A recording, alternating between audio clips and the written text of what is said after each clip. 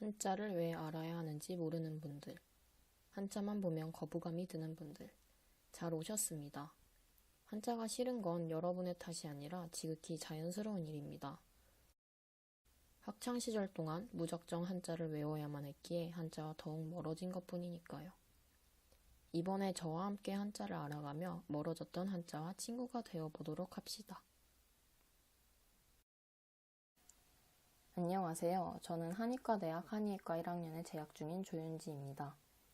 저는 원래 한자에 관심이 없는 학생이었지만 이번 중간고사에 한자를 외우다 보니까 한자와 조금 더 친숙해질 수 있었습니다. 그래서 막연히 한자를 두려워하거나 싫어하시는 분들이 한자와 조금 더 친숙해질 수 있도록 돕기 위해서 이렇게 영상을 만들게 되었는데요. 영상을 시청하실 때에는 한자를 외우려고 하기보다는 내용을 이해하는 데 초점을 맞추어 주신다면 영상을 200% 활용하실 수 있습니다. 그럼 같이 한번 시작해 봅시다. 자, 그럼 가장 기초적인 질문부터 해봅시다. 한자란 무엇일까요? 네이버 어학사전의 정의에 따르면 한자란 다음과 같습니다. 그런데 무슨 말인지 잘 안 와닿아서 제가 다시 정의를 내려봤습니다. 한자는 세상의 모습을 담은 중국산 글자입니다. 세상에 존재하는 사물들의 모습을 본뜨거나 추상적인 생각을 표현하여 만든 글자가 한자이기 때문이죠. 그런데 이쯤에서 한 가지 의문이 드는데요. 중국산 글자를 중국인도 아닌 우리가 도대체 왜 알아야 하는 걸까요? 그 답은 바로 우리나라 말에 있습니다. 우리가 일상생활에서 쓰는 말 대부분이 한자로 이루어져 있기 때문에 한자를 잘 알아야 어휘력, 표현력 등을 키울 수 있습니다. 다만 너무 뻔한 얘기죠. 그래서 예시를 준비했습니다. 여러분, 미안이라는 단어가 한자인 것을 알고 계셨나요? 미안은 안일미, 편안할 안, 이렇게 두 글자로 이루어진 한자어입니다. 이렇게 일상 속에서 흔히 사용하는 단어 중 한자어는 생각보다 매우 많고 한자를 알면 모르는 단어의 뜻을 쉽게 유추할 수 있다는 장점 또한 있습니다. 한자를 알아두면 살아가는 데 훨씬 득이 된다는 이야기입니다. 한자가 글자인 만큼 한자는 그냥 만들어지지 않았습니다. 처음에는 물체의 모양을 본뜨거나 추상적인 생각과 뜻을 점이나 서문으로 나타내 한자를 만들었습니다. 하지만 표현해야 할 것들이 늘어나고 구체화되면서 기존에 만든 글자를 합하여 새로운 글자를 만들어내기 시작했습니다.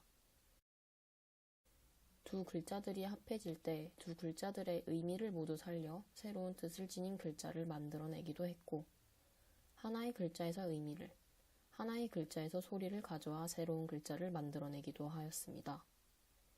저는 이번에 한자를 배우며 한자가 왜 그런 의미와 뜻을 가지게 되었을지 궁금하여 네이버 한자 사전에 많은 한자들을 검색했습니다. 한자가 어떻게 만들어졌는지 스토리를 이해하니 한자와 조금 더 친숙해질 수 있었고, 억지로 암기를 하려고 하지 않아도 자연스럽게 외워진 한자들이 있었습니다.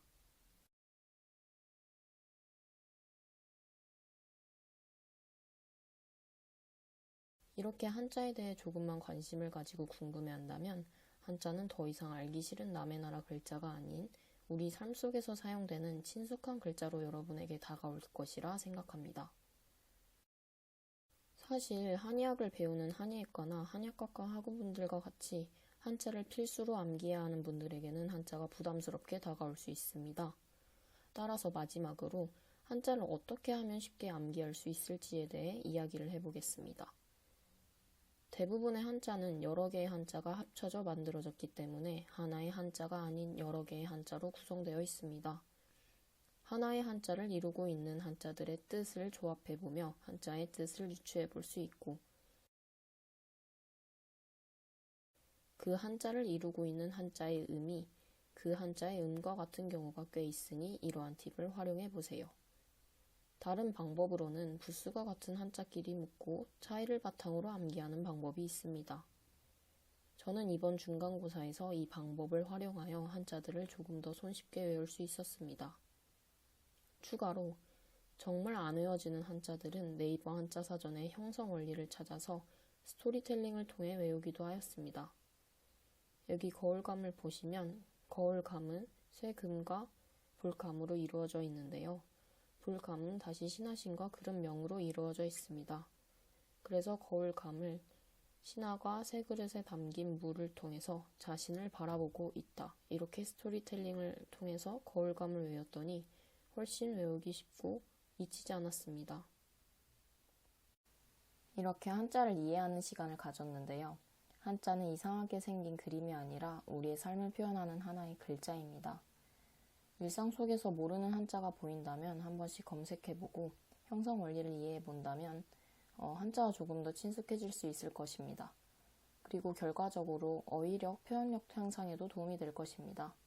앞으로는 한자를 보셨을 때 부담이나 무관심 대신 호기심을 가지고 한 번씩 찾아보면 좋겠습니다. 마지막 내용 정리까지 봐주시면 감사하겠습니다. 감사합니다.